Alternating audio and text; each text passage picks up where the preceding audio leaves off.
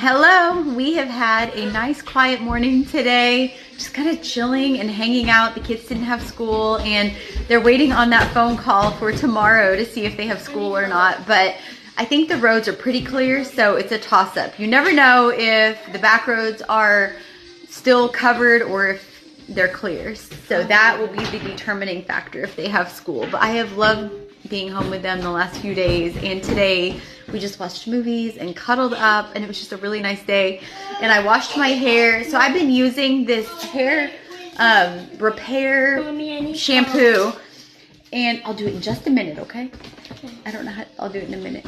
And my hairstylist said she noticed that my hair felt extra healthy and wondered what I was doing. And I told her I've been using this stuff that it was a partnership about a year or maybe even 2 years ago now from Hair Meraki, and I had the products, and so I started, but it's like this repair conditioner and then this keratin treatment, and it's by Hair Meraki. And I'll look and see if I still have a code. If I do, I don't even know if it works because it's been a few years now, but I've been using it, and I didn't use it all whenever I first did the partnership because it's a treatment, and so you have to leave it on your hair for like, I don't know, 30 minutes to an hour. The keratin treatment I left on for a full hour. And so it took me a little over 2 hours to do my hair because I washed it and then let it sit. And then I did the second treatment and then let it sit. So it kind of requires a day where you're at home and you just want to do a hair treatment. So anyway, that's what I did there. Let's see, on the forms that I have been creating, I've received some questions on people who don't have a printer, and they're like, what do I do if I don't have a printer? So if you don't have a printer, you could do one of three things, I guess. One, you could get a printer. Two, you could use them just on your phone and then write in on. So you could use them digitally on your phone, but that would be a little bit cumbersome.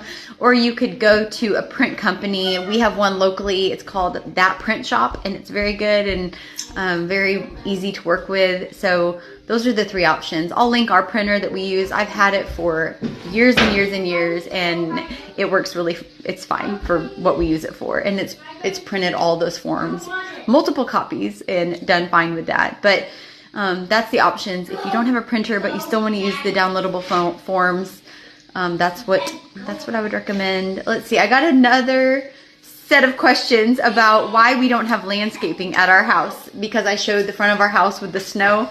So we have a classic colonial home, and typically those homes don't have a lot of landscaping, which is something I love because I love the simplistic look of it. It just looks clean and simple.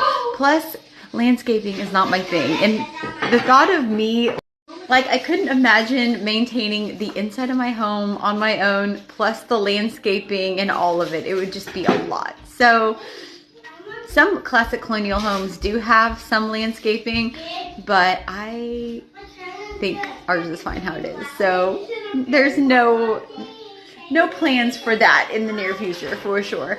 The other question I got was, why don't you do a big porch on the front? And that just goes, once again, classic colonial homes typically don't have a big porch on the front of the home. And you actually don't even use the front of your home with classic colonial homes most of the time. So we use the side door, and we have a big porch on the side of the house. And there's also a screened-in porch and another covered porch on the sides of the house, and another farmer's porch. So we actually have like 4 porches, but they're not on the front of the house. They're more on the sides, and you actually enter more from the side than the actual front door of your house. I know it doesn't make sense, but it's something that, but all those things are things that are true to classic colonial homes. I ended up loving after we decided on this style. And so the reason we decided on this style was Lucas grew up in the New England area, and so he was really familiar with classic colonial homes, and he sold me on the efficiency of the classic colonials and just the use of all the space. Like, they don't have huge ceilings that you're heating, or they don't have wasted space. Like, every inch of these floor plans is functional and usable, and I loved that. So I've grown to love classic colonials and salt boxes and all those types of houses more and more as we've lived in this home. So we have, like, this floor plan is tried and true over hundreds of years, but we added an extra wing to the floor plan to make an extra, like a larger kitchen, laundry room, and master suite. And so we changed it just a little bit, but the main floor plan is the And then the other common questions that I got after checking messages this morning was, what type of flooring do we have? So we have real hickory flooring, and so it's not like you know, the synthetic stuff. It's actual real hickory wood, and they're varying widths and lengths, and so whenever you put them all together, it looks really nice.